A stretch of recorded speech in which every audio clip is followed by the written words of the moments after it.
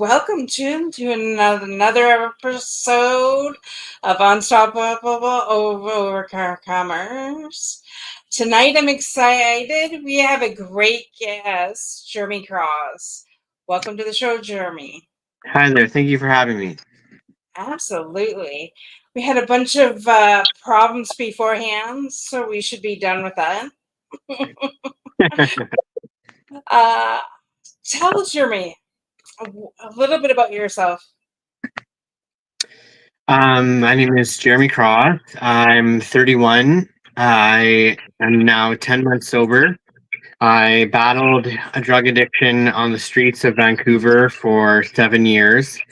I moved to the city because I was in a relationship down there and slowly unwinded, and I became something and somebody I didn't know. I quite literally went down the rabbit hole.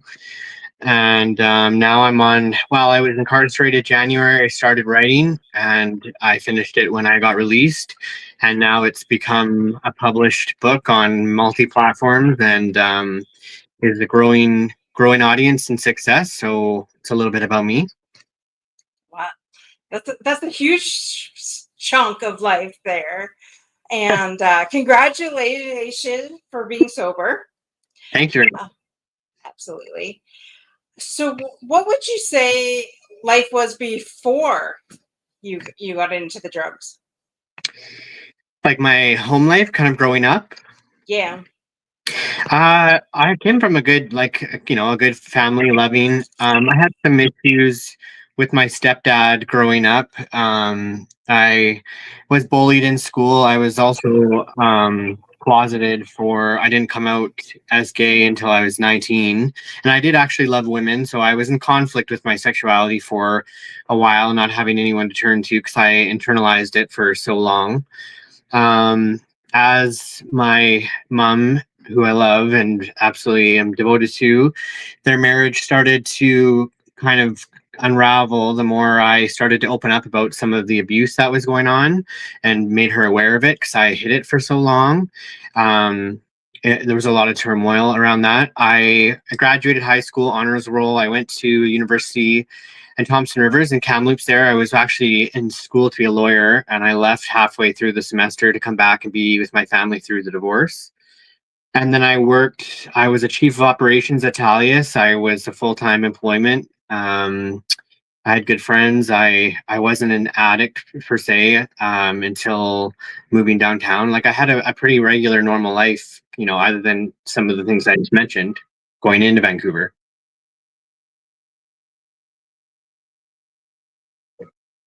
Okay. Sorry. Wow. I'm sorry that you had to go through that abuse. I mean, that's horrible. Wouldn't want that on anybody. What at what age did you find your sexuality that you were into both men and women? I actually started when I was 16. I had a secret thing going on with someone on my hockey team. We both had girlfriends at the time. And that's kind of when I was introduced to the emotions or what it feels like to have a man or whatever, that kind of thing you want to say. And my eyes were opened up. And it was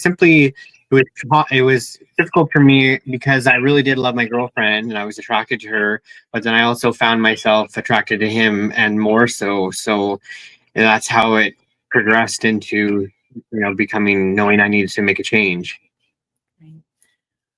That's interesting because I have a family member that went kind of similar to the same thing, but he was 15.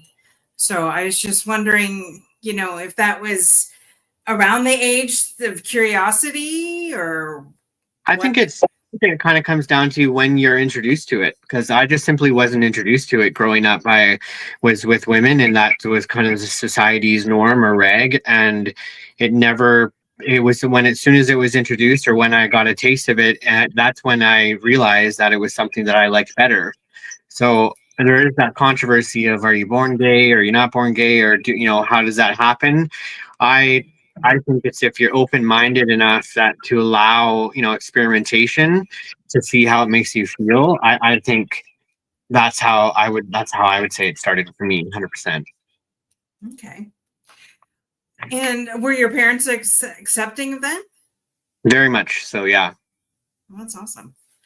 Yeah. I'm glad to hear that. I worked with somebody his parents weren't, and it didn't turn out great. So, Yeah, I've heard some pretty bad horror stories for sure of people coming out and their parents disowning them, or they've lost their family because of it. right, right. So, at what age did you start becoming addicted? I moved downtown when I was 24, and a year and a half after into that relationship, that's when I was introduced to crystal meth. Wow. You went right to the big stuff. Yeah, I mean, I experimented like when I clubbed it when I had lived in Langley, so I would go out with my friends. We worked Monday to Friday, but I mean, I experimented with club drugs here and there, MDMA, cocaine, but it was never anything excessive. It was very controlled. It wasn't often, but it was definitely there was some experimenting for sure. And then when I moved downtown in the relationship that I was in, I supported him. He was in AA, so I went as a supporter, thinking it was to alcohol. I had no idea that he had a past with crystal meth or heavier drugs.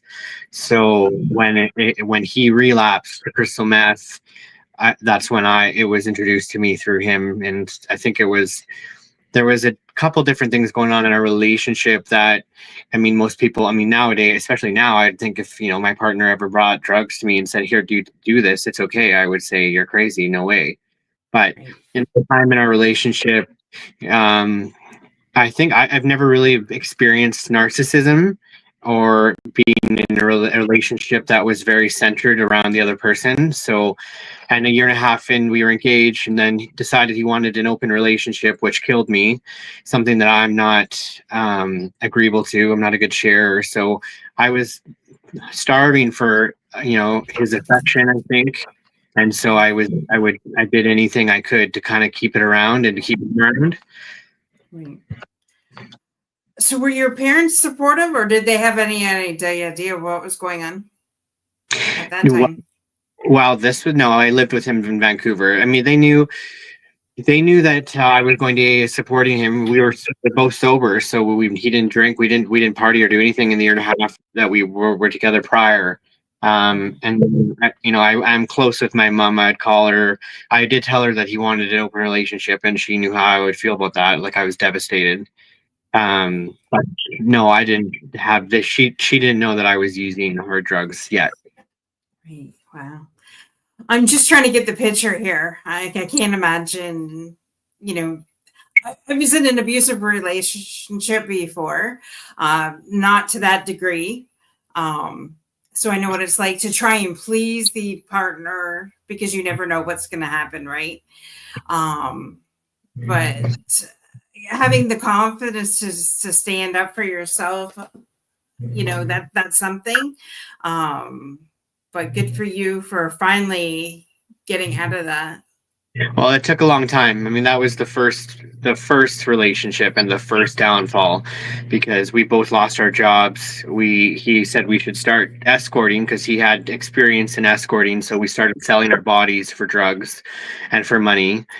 And that had a whole host of issues that came with that. Eventually, and I described this all through my chronological stage, my downfall of addiction. And then that brought me to another person that I started dating. And it kind of seemed, as the people that came into my life, the worse my whole life situation got.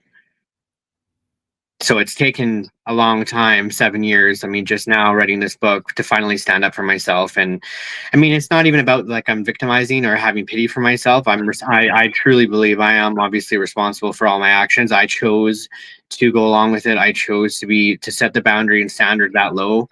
It's not. I mean, I have to recognize the role that they played, but I ultimately am responsible. Good for you for having that mentality, because a lot of people would play victim. Yeah. I hear that a lot. Yeah, for sure. I do too. And I wanted to be very clear in my book. That's why a lot of people have asked why I don't have chapters in my book. And I figured if I was to chronologically, like I just said, go through the downfall, it really, each person that came into my life, that they brought a whole host of a different darkness to it. And I didn't want to make my book centered around the men that I dated or the people that I dated, because that's not the point of the book, and it's not the point of my downfall. So I'm that's a big reason why I didn't want to make it based on the people I dated. Right. What would you say was your rock bottom? Well, I get asked this a lot. I would say, I mean, for me, I've been going to jail is obviously a rock bottom, but I was still so defeated that I didn't have any hope. I was in a state of hopelessness. I didn't care. I was biologically still addicted to fentanyl and crystal meth. So I didn't, and the sentences were short. I'd be in there for a week or two, or sometimes just overnight at the beginning. And then this last time in January, I was arrested January 17th this year, and me and my latest partner, we decided that we were going to stop doing like crime and fraud, and just we didn't want the police on us anymore. I was cooperating with my lawyer. I was wanting to go to the courts, like on the dates, like before I didn't care. Like I was done with the anxiety of the police knowing who I was, following me around, waiting, like that constant in and out of jail. So I changed my life course while I was on the streets or whatever.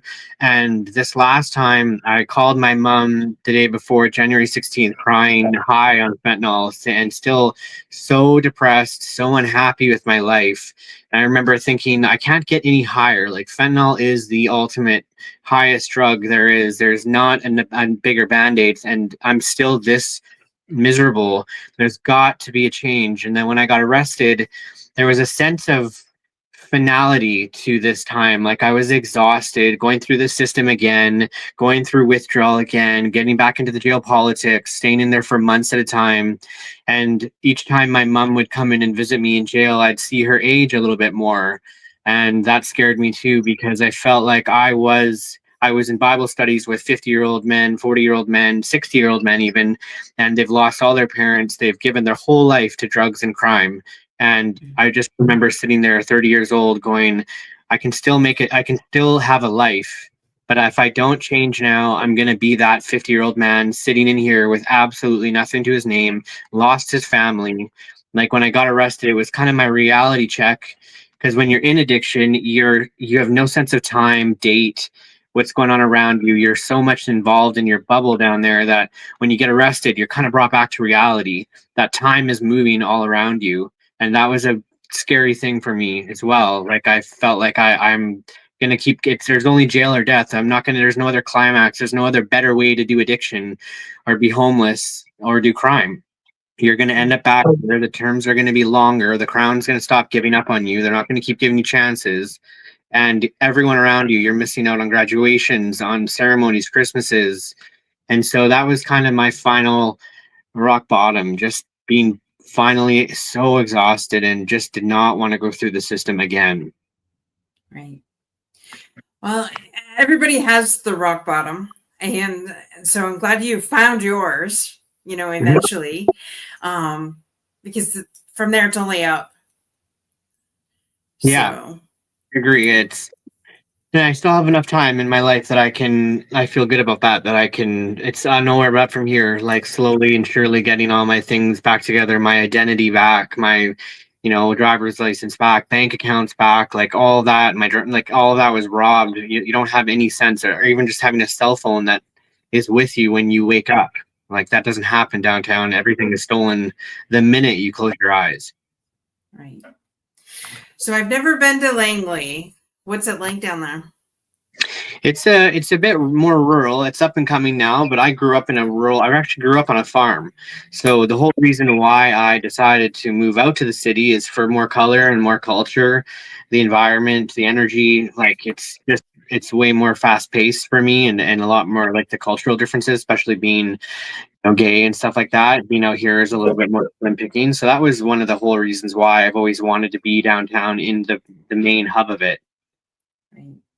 I was going to say, would you think they were more accepting of that background downtown than they were rural? 100%. Yeah, no, in a big city, the culture, yeah, I mean, there's whole blocks that are gay centric or LGBTQ. All on Davie Street is all very gay friendly. There's pubs and everything, and just everyone's used to it down there. Like public display of affection, whether you're lesbian or gay or whatever you are, it's just acceptable there. Not that I'm saying that Langley's not. It's just you're gonna get more out there. Right.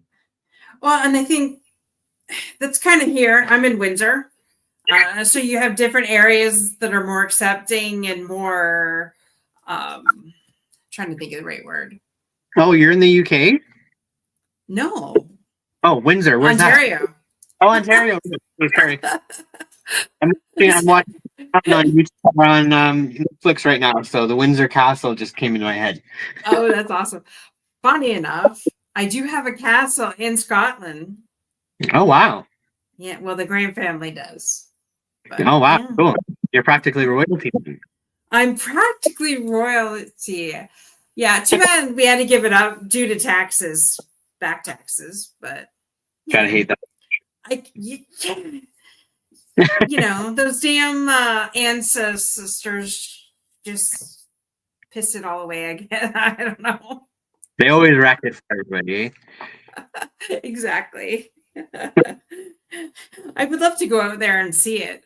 I heard it's half in the ocean, but oh wow. Everything's happening nowadays. Yes. Oh, that was hilarious.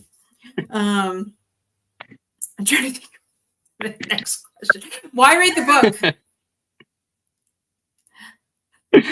book? This is hilarious. Anyways, why decide to write your book?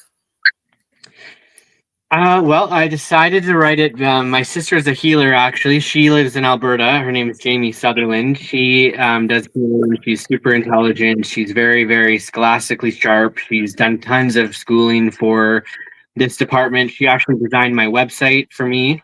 And she said, you know what, Jerry, you should, well, first me and her were actually writing to each other back and forth while I was in jail, which was nice because there's not a lot to do in there.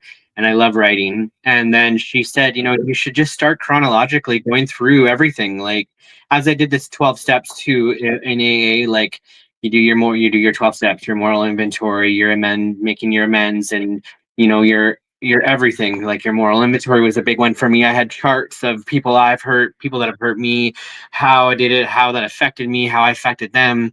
So it all kind of played into this chronological journal that I started making. And I named everything and I didn't leave anything out. And then when I got out of jail, I was told by a couple people, why have you ever thought about like maybe publishing it? And I said, well, it's funny because when I was on the streets and shocking things would happen, like shocking, I would say, if I ever get out of this thing alive, I'm going to write about it one day. And so that kind of dream just kind of kept going. And then I just decided to continue writing. I had my friend who has an uncle who's a retired superintendent on the Vancouver Island who decided to edit it for free. And then I reached out to my old history AP 12 teacher from D.W. Poppy Secondary, who's retired superintendent of Langley. She offered to do the second round of editing. And so it was kind of on a professional level. And then I looked into how to self-publish, and here you go. Love it. So what is your main hope that you would get people thinking about your book? Like what do you want them to get out of it? Well, there's so many answers and messages to that. I think the first element that I always wanted to write about and to bring awareness to is, well, I come from a family with no deception, no manipulation, no gaslighting, no predatorial people using hearts as a weapon. I didn't even know that was a thing. I didn't even know what fraud was. I had no idea what I was getting myself into. So when I started as a compassionate, empathetic, feeling, loving person moving into the city, made me a mark. It made me a target for a lot of people that use and abuse. And again, I'm not trying to victimize myself. I just remember always thinking, I cannot believe that this is a sport. Like, I can't believe people like gaslighting is a thing. I didn't even know the term. I had no idea what it meant, but it happened all the time. I was so in this web of lies and deceit and drag, like, and just heavy dark manipulation. And I remember, like, that's one of my main messages. I want to just, not to say that, make people think, there are bad guy people out there, but just to have your boundaries up, have your wits about you. Don't let love be a blindness to what's going on around you and the people that you love. To really even ask yourself what love is love controlling, is love manipulation, is love, like, even just those fundamental questions. But also, of course, with recovery, I wanted, the main message is, of course, I was in a state of hopelessness, on the street, addicted, literally riding around on buses and sky trains, back and forth, back and forth, back and forth, to sleep or to get out of the wet, to be warm. And that was my life, and there was no way out. I was hopeless, I was defeated. I already had accepted. I already OD'd 7 times. I for sure thought I would die a junkie. And the main message would be that recovery is possible. It couldn't get much lower than me. And I'm here today in front of you saying it's possible. You can do it. There is a way out. That was one of the questions I was going to ask next, if you've ever attempted suicide, but you said you OD'd 7 times. I never purposefully used lethal drugs to kill myself. It was always accidental, or the amount, or the first time I was overdosed was by the second guy that I dated, and he purposefully OD'd me on fentanyl. He mixed it in with crystal meth because his DOC drug of choice was fentanyl. And at that time, it wasn't even welcome in my apartment, because when he did it, he became a monster. He'd steal my keys, my wallet. He'd disappear for days. He would cheat. He'd lie. He was a completely different, altered person. So there was no room for fentanyl. And I had $25,000 in my safe saved up from escorting.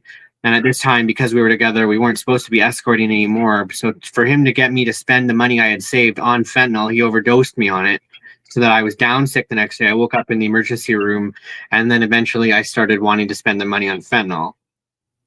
Wow. Yeah. Okay, I live a very sheltered life, because I would have never thought this stuff happens.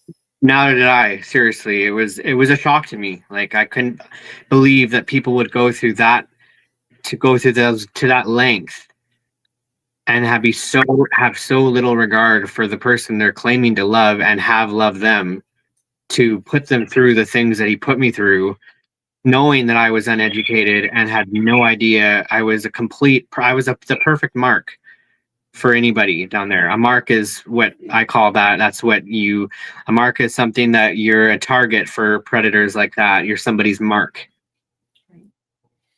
Now, did this guy get caught and be put in jail? No, he was quite a mastermind. I didn't know he had a history with the VPD as well. He lived in the city for a decade before I even got there. He was in a jail. He had warrants here and there.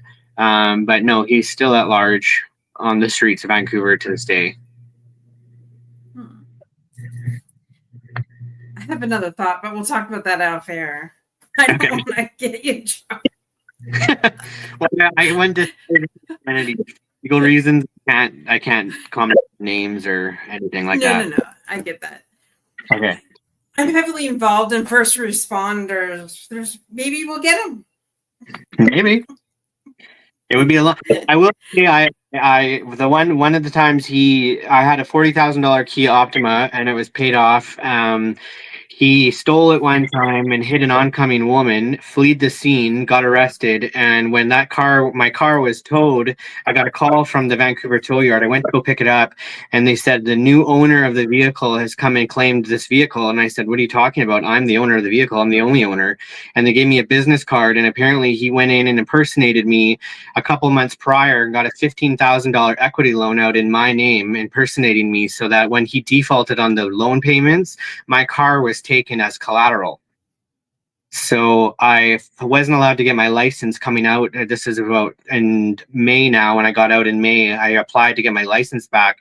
And they said I had $19,000 worth of tickets accumulated for all the times that he took my car and didn't have insurance on it or got caught in it. And all those, of course, that woman claimed it, and it's been sitting accumulating interest for 4 years. So I finally filled out an impersonation package with ICBC and the police, and I finally named him so that they could actually review the situation, so I would be allowed to get my license back. So that was kind of my first step of redemption. Wow. Just got to be a way to get that off your record fully. Yeah. All they offer is that impersonation package right now, and we'll see what happens from then. Right. Interesting. I'll ask around for you. Sure. Well, I hate listening to these stories where people are getting screwed over left, right, and center, and be held accountable for somebody else's stuff. Right? Yeah. 19,000. That's insane. Yeah, well, and that's not even counting all this times that he frauded me personally and attacked my bureau and compromised all of my bank accounts when I lived with him for the 1.5 years. I didn't know that he was a fraudster, and I had no idea that he was frauding me.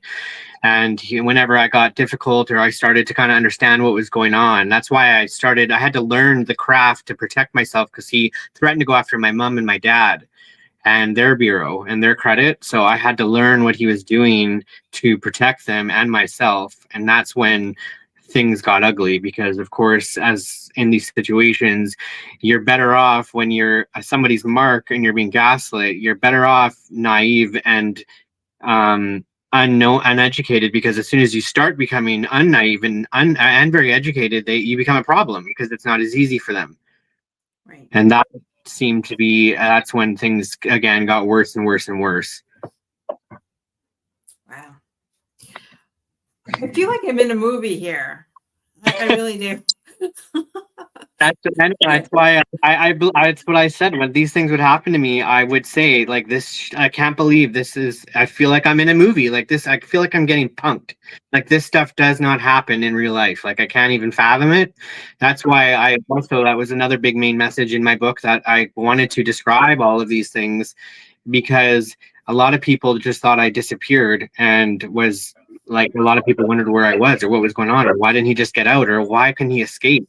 And I think I wanted to also show people, instead of just judging an addict because I was technically deemed an addict, because I was an addict downtown, instead of just labeling them and writing them off as a drain to society, if we actually take the time to hear their stories or how they got there, a lot of it, like you said, is good people getting screwed over with no way, no help, because we're so quick to judge.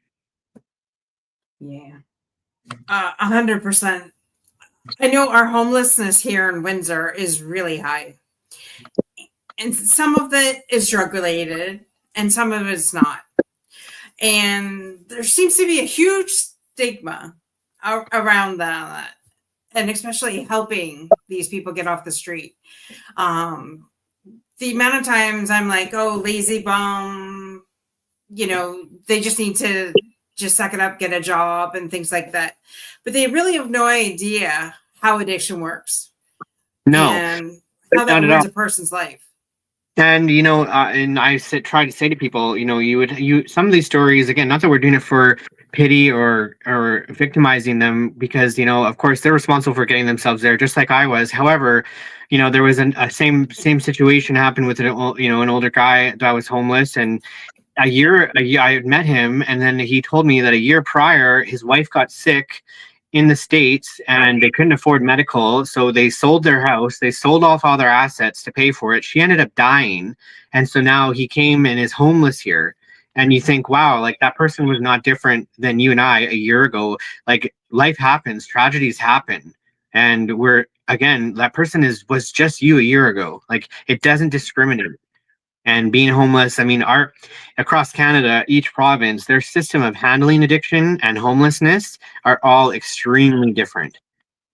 And I think that discord is something I'm pretty passionate about. I'm going to probably get involved in more, especially in BC. Our system here, I mean, is brutal. Alberta has a pretty good system with handling, addiction and their programs that they have in the government. Like our attitude in BC anyway is, the addict is too far gone and they're never going to get recovered. So like, how are we going to put a band-aid over this? How are we going to deal with this? Because it's never going to go away. Where, Alberta, just personally, I've researched, Danielle Smith there, she ran their system. They have hope and inspiration and their recovery is possible. Like their mantra, their logic to it is completely different. And so they set up a proper way within their system to get to, that's specific for addicts. Like we don't have that in BC. It's either, if we go through ER and medical, and then they clump addiction with mental health, which hosts a ton of different issues with that, or you go judicial, the Department of Justice, but then they don't want to deal with that because you clog up the system, and then we're not getting the proper criminals in. No one wants to pay for it. No one wants to take responsibility for it. There's no direct line for where addicts can go and get help, it seems, or homelessness. Right.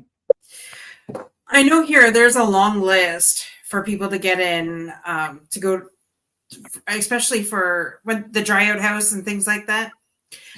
Is that a problem in Langley as well? Like to get on a list for shelters, you mean? Either shelters or like when you decide to become clean, they go to this house to get dried out. Oh, okay. Yeah. That's the other problem. We don't have that here.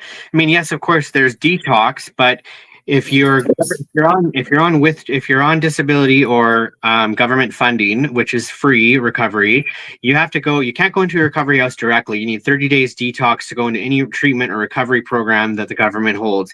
So then you need detox, and then the government funded detox, you're on a wait list for weeks, months, and they make the addict have to call every day to show you're serious about getting to bed. Well, okay, so say we have an intervention, we get a family involved, and we get the addict to go, okay, yeah, I want help, I'm done.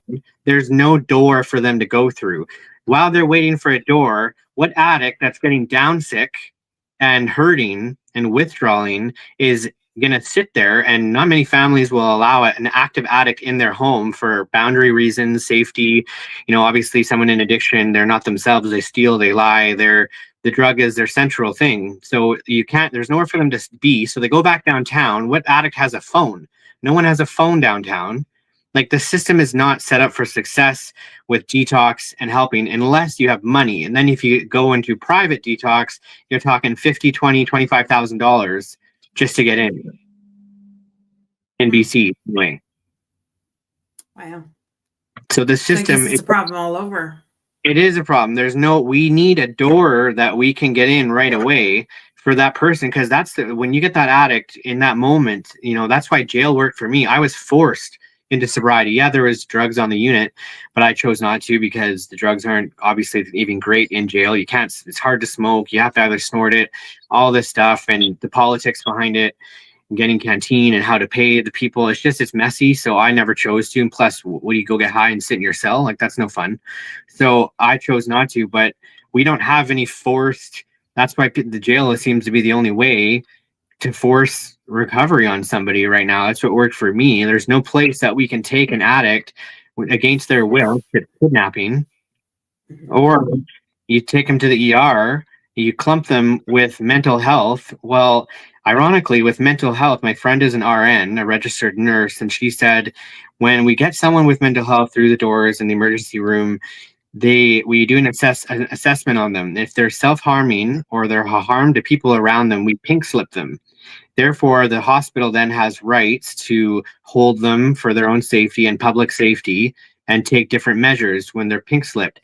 Addiction, they clump with that way, but they can't pink slip an addict. Well, if you get down to that, the addict is a harm to themselves and everyone around them. They're taking lethal, deadly drugs. They don't care if they die or not, but they mainstream them in with that, so it clogs up that system, and the addict still has all their rights. Wow. So it seems like the system is not set up for success here. Do you feel that that's what you'd like to do in the future to help with the system? Absolutely. I think it's something, there's not a lot of addicts that are I mean, I graduated honors roll. I got into addiction. I came out and I was still mentally kind of all there through the trauma. I did my writing healed me. I got certified as a peer worker. I did the schooling when I got out. And I feel confident in, especially with the response that I'm getting, that people are wanting to hear my voice based on the fact that I have that lived experience down there. But I'm one of those people that I can sympathize with the addict or someone in current addiction, but I also can sympathize with normal society and community because they're the ones that have to deal with the addict being in active addiction. I understand both sides. I can get the argument. I've been contacted by other people getting involved in politics. Somebody saying, I think that the safe harm reduction sites are enabling addicts and the shelters are enabling addicts. What is your opinion? And I struggle because I can get both sides. I don't want to get too involved, but I do think, yeah, for sure. I think my goal and mission would be to be a public figure, having a voice, helping the system, and being to some use in some way. There's got to be a reason why I'm still here, kind of thing. I'm a firm believer everything happens for a reason. And sometimes we don't know what that reason it really is until something like this happens. Yeah, I agree. So you said your sister is the healer. Is she helped you with your journey?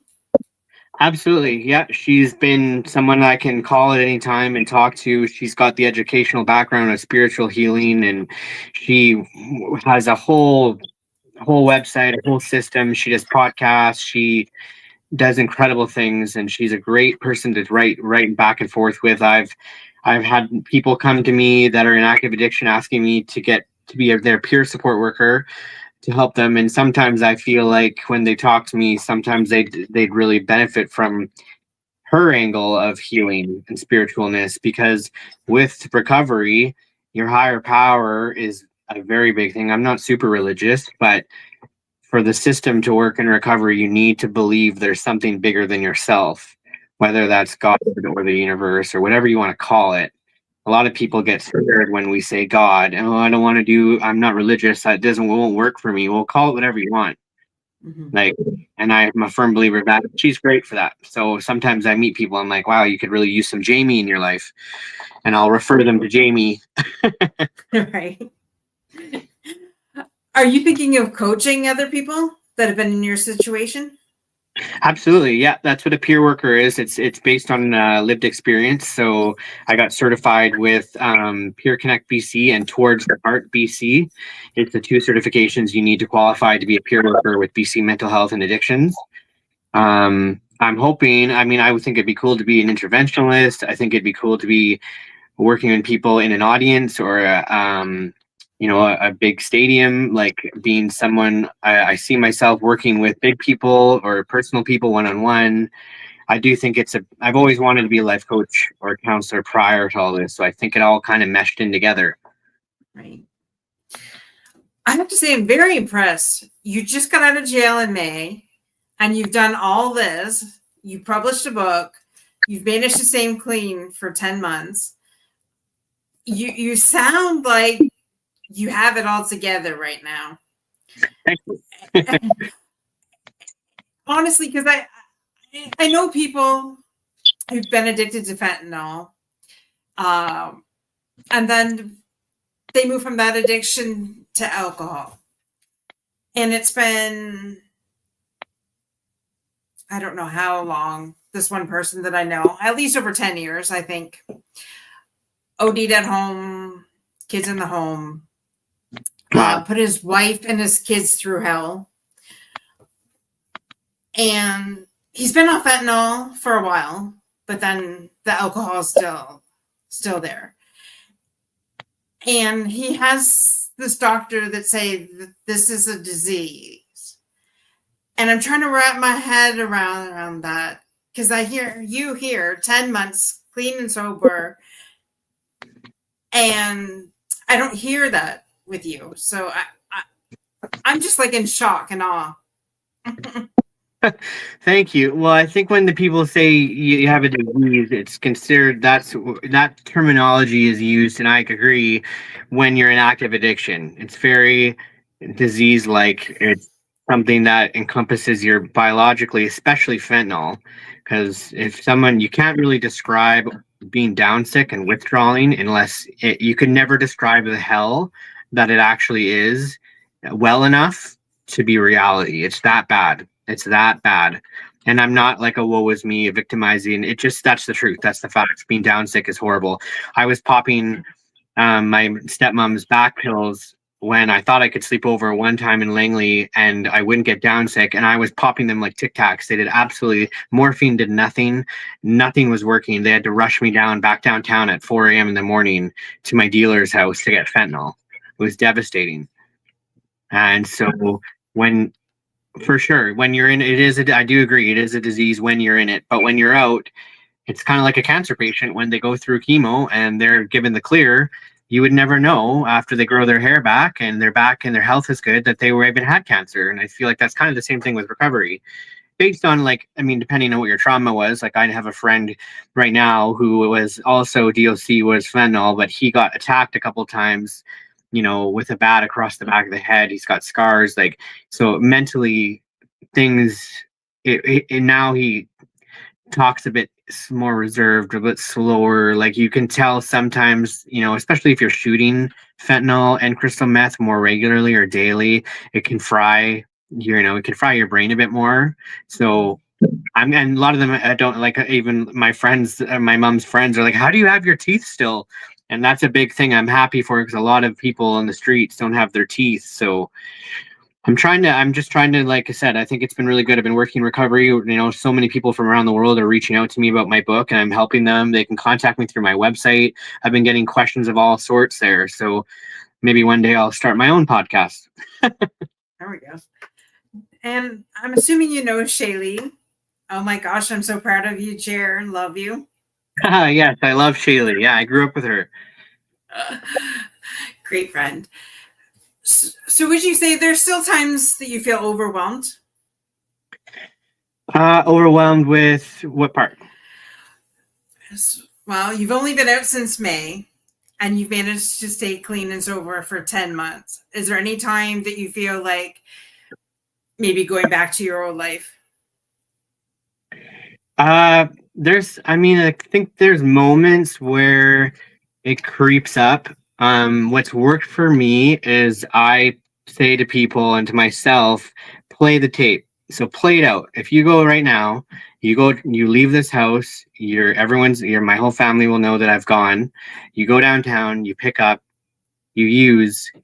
you have to start this entire thing all over again. The withdrawal, which will take months. You got to get back on methadone or some sort of microdosing off of the streets. Like you got to regain everyone's trust back. You got to trust yourself again.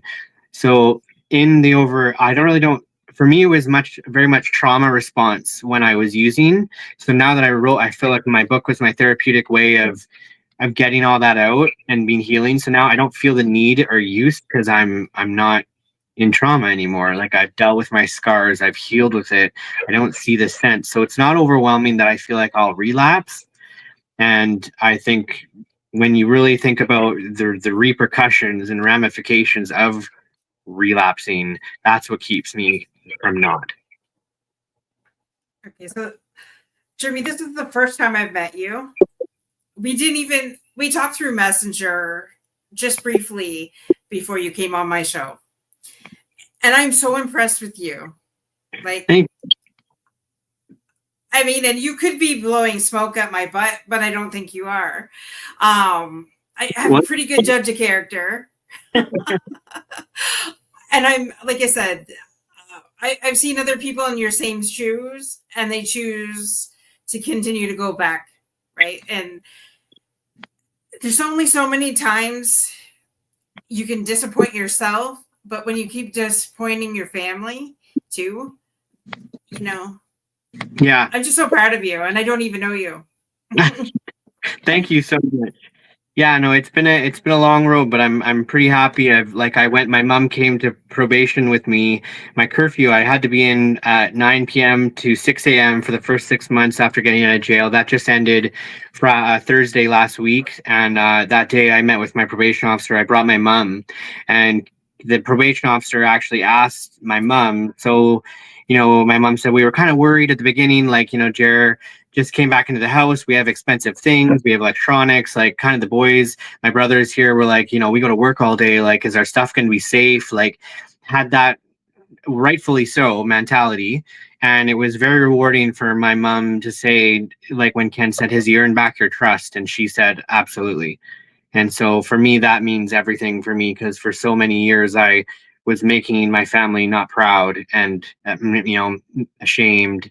I know a lot of them, seeing what it did to my mom, hoped that, it might have been easier just if I died, so that we could deal with that and then be happy in the long run, which I totally understand that mentality. And it breaks my heart knowing, like, my mother was put through hell for 7 years. She was waiting for the phone call to come that her son was dead, and we would go months not talking. At the beginning, we talked about everything, and I'd call her devastated because I was cheated on, or I lost my place, or all my clothes were sold, or my car was sold, or I was on the streets, like, or I got robbed or beaten up, or I got raped. I called her each time, and she was devastated. And I started to filter.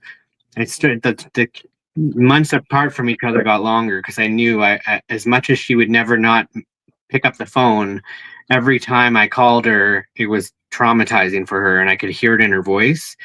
But and that's maybe why I kind of started to back away. I protected a lot of them from it anyway, from my own guilt and shame. But I'm lucky that I have a support here, and my mother that loves me very much, and my dad has been great, and my brothers have been great. So I'm pretty lucky on the support side. That is so awesome. Your mom must be so proud too. That's good. She'd like to be on the show. I would like to hear the mom's perspective. I know it's funny, because I've been telling her, "Mom, I did interview everybody, my little brothers, my mom, before writing my book. So there was a part in my book I wanted to write the loved ones of an addict, because they have that section in the big book of AA, and I thought that was really important, because I wanted people to know what their perspective was. And I told my mom, even when I've talked about my mom in the book and on the internet, there's other moms that have randomly reached out to her because they've lost a son or a daughter to addiction, and they just want to talk to another mother. And I've been telling her, like, people want to hear from you, like, relate to you, and if you have a mutual understanding of the hell that you guys went through. And even personally, when I have a mother reach out to me, which is often, and they currently have sons downtown Vancouver that are addicted and their heart are broken, it's really close to home for me. So I'm hoping my book and myself, I can give back to other mothers around the world that have struggled or are struggling or have lost it, and to give them some clarity or perspective. Because a lot of times they blame themselves, or they think, if I had more money, or if I had more time, or should I have just gone down there and ripped them out of their environment without giving them a chance or a choice. And that's all wrong. The addict has to want to. You can do nothing but love them through it. It's period, end of story, as simple as that. And that message is conveyed to mothers and fathers out there. So what kind of self-care do you do for yourself? In, like, to work my recovery, or just like Yeah, towards your recovery.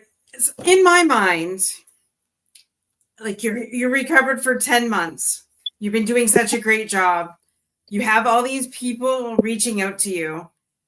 I'm sure at times it can be overwhelming. And sometimes you feel that maybe inside, the guilt, the shame, and all that. So when you get those moments of pressure, maybe, what kind of self-care do you do to make sure that you don't go back into that cycle? Well, right now I go with my best friend Kelsey. We go to the gym and we plan every day. It's been a huge thing getting back into that system. That's a huge blowing off steam.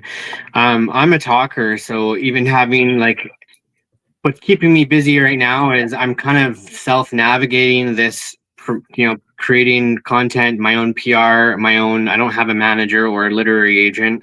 So right now, because of my website, I'm contactable I've been contacted by Glacier Media. I just did an interview with Alana Kelly last week. Novus TV emailed me today. They're asking me to come into their Vancouver studio to do an on TV interview, and that's keeping me really busy right now. And I like navigating. I guess I'm kind of a worker bee that way. The more busy I am, and so that's what's really working for me right now. Obviously, gym tan, having my friends, working my recovery is responding to everybody every day, like my emails and my messages. I have a public thing on Facebook. Anyone can contact me, so that's been a really cool thing. That's awesome. Your friend here is blowing up our comments here. You have the best mom in the world. You should write another book for your family's perspective. That's huge. To hear their raw experience through what would it be so helpful to other families. Totally. Absolutely. I agree. And I, like I said, I touch on it in my book, but I completely agree. I'm hoping I can get my mom on an interview soon so she could talk about it. I think she would like that a lot. I want to hear her first. Yeah, for sure. So when can they buy your book? It's where can they buy it? It's if you go to my website on the bottom there, www.jeremycross.ca. I talk about me and a little bit about myself and my author bio. You can buy it on Amazon .ca. You can do the ebook and softcover.com. The hardcover is only available there because for Amazon, the print on demand factory is in the States, so you have to buy the hardcover. But I've put it available on Google Play Store, ebook, Kobo, Chapters, Indigo, and Barnes and Noble. Those are the main platforms right now. I'm going to be doing a book signing in Chapters in January, and I'm thinking about doing a book tour across Canada to talk about my book and make it more educational so that people can come there and actually talk about anything addiction or getting support to people that are dealing with it. Right. Well, when you come to Windsor, let me know. Will do. You'll be my first stop. Perfect. Love it. So now, normally around this time, we have a roving reporter come on. However, she's in Iowa for Thanksgiving and on her way home. So she wasn't able to join us tonight. So what would you say are your 3 fundamentals? 3 fundamentals. And a fundamental, for those of you just joining for the first time, it's capital F-U-N, mental, meaning if you were to die tomorrow, what are the 3 things you want to be remembered by? How you lived your life by? I'd want to be remembered for being exciting, influential, impactful, and colorful. You're all 3, my friend. I love it. Those would be my fundamentals. Fundamentals, yes. Play on words here. This has been enlightening. Thank you so much, Jeremy, for coming on, being vulnerable to share your story. I know it takes something to do that. For sure. Yeah, I know opening up about my scars and stuff like that was difficult. But you know, I feel like if we're not going to open the conversation to addiction, people aren't going to feel safe enough to get the help they want or to talk about it because it's so shameful or embarrassing. And addiction touches so many families in so many ways, but nobody talks about it because it's considered something negative and embarrassing, which, okay, like fundamentally maybe, but if we don't talk about something, it's not going to change and nothing gets better. And that addict is never going to get help. They're already in a state of hopelessness. Like, we got to be open-minded and open-hearted to try to fix that narrative. Mm-hmm. Wow. And that's what you're doing. So thank you so much for doing that. Of course. Thank you for having me. Absolutely. And thanks to our guests that have been on here watching with Jer and I live. And thank you to everybody on the replay. Don't forget, be unstoppable in all that you do. And same time, same channel next week. Bye for now. Jeremy, wait a minute.